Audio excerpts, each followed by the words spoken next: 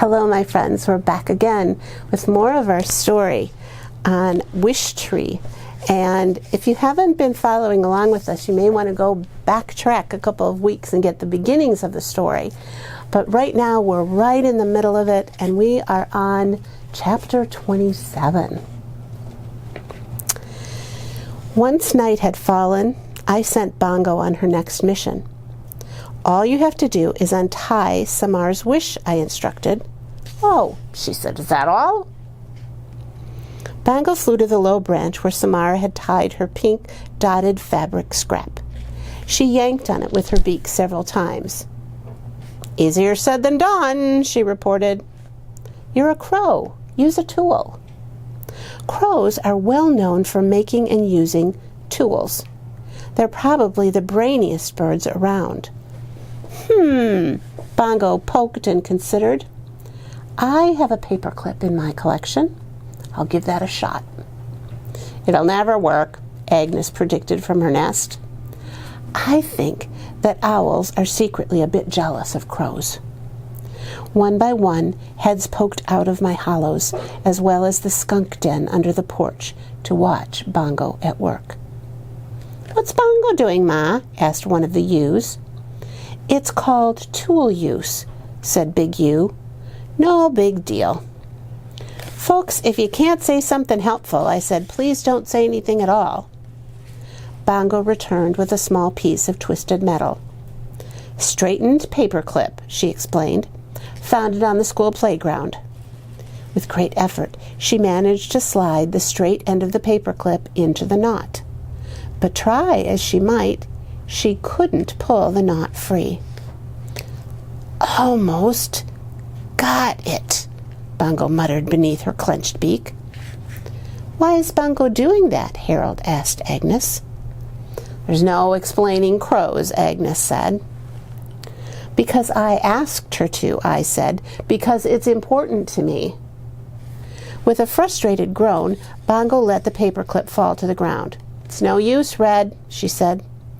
Maybe it's time to give up on this idea, I said with a sigh. I'm not meant to help. I'm meant to sit here. Just sit. A gentle wind rippled my leaves. No one spoke.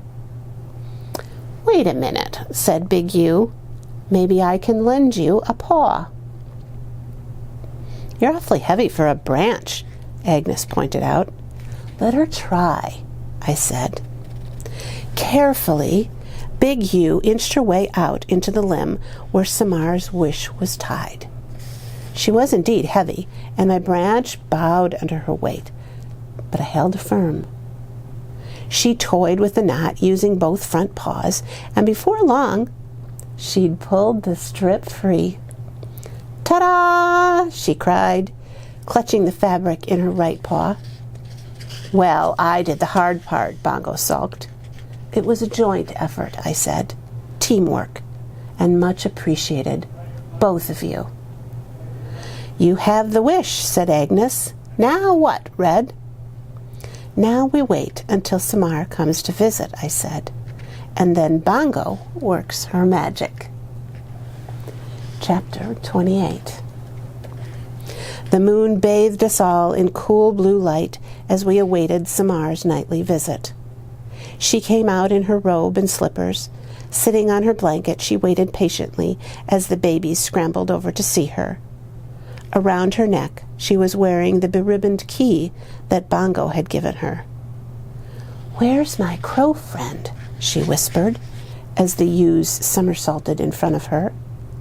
She looked up into my branches, and I was glad I'd instructed Bongo to hide on Stephen's roof.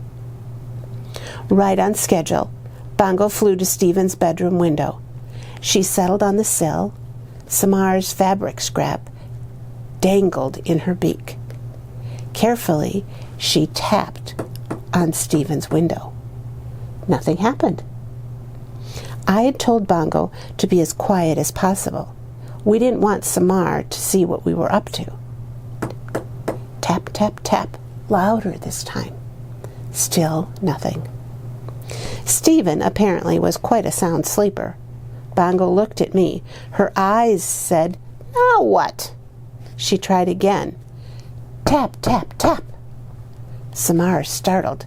What was that? She asked. Fortunately, Harold distracted her with an attempt to fly onto her arm. It was more awkward hop than flight, and Samar giggled. Good going, little Harold, I thought. Bongo dropped Samar's wish onto the sill. Tap, tap, tap. Nothing. She paced back and forth in front of the window, and then she froze. Her eyes glinted in the moonlight. Bongo leaned close to the glass and performed her very best fire engine siren.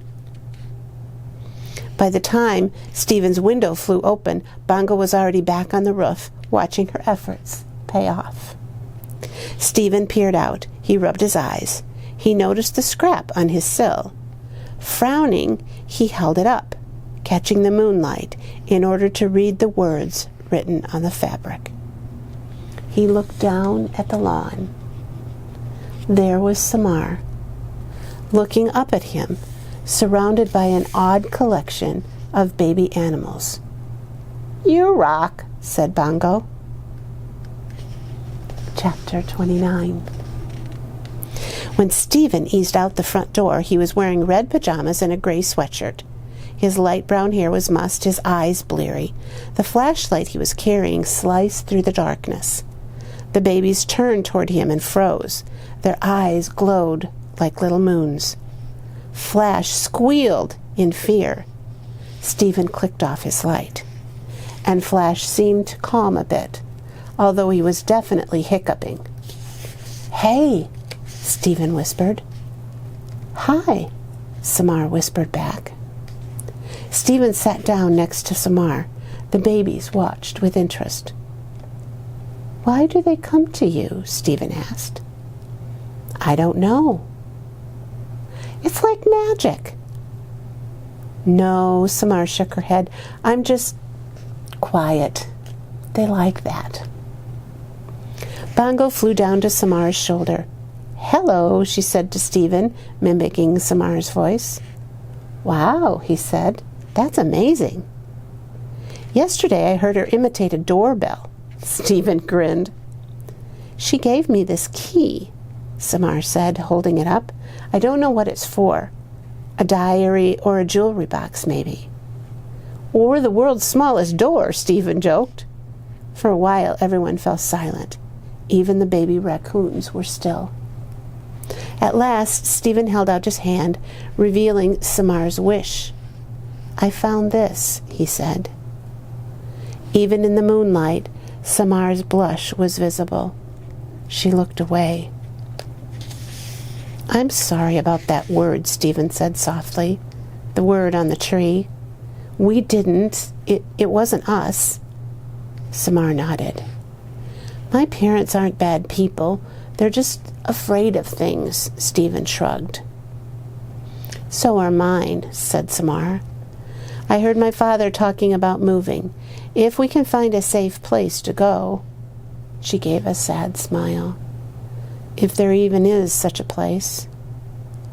I'm sorry, Stephen said again. The babies, sensing Stephen could be trusted, began to tussle and romp. Harold and the smallest ewe searched for bugs. Rose Petal and her brother, Hot Buttered Popcorn, played tug-of-war with a long piece of grass. I'll miss them, Samar said. I hope you don't move, Stephen said. A light blinked on in Stephen's house. I should go. If my parents see me, I should go. Night, said Samar in a whisper.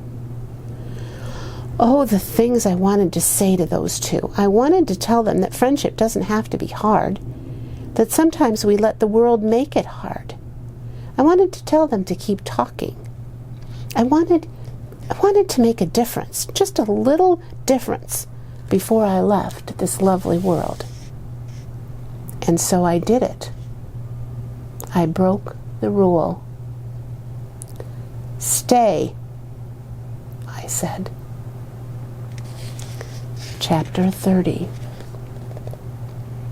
The animals gaped at me in astonishment.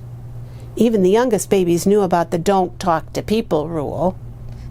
Bongo darted to my top branch. "Red!" she cried in a strangled whisper. "You can't!" "Oh, but I can," I said. "What have I got to lose?" But as I was saying, I turned my attention to Stephen and Samar. They were staring at me, jaws dropped, eyes wide as frozen as Flash had been not long ago. "We're dreaming," Stephen murmured, "right?" "At the same time?" Samar asked. "Is that possible?" "Pinch me," Stephen said. Samar complied. "Definitely felt that," Stephen reported. "Maybe it was a dream pitch," Samar suggested. "Excuse me," I interrupted. "I have 216 rings worth of wisdom to convey, and not much time." Stephen reached for Samar's hand.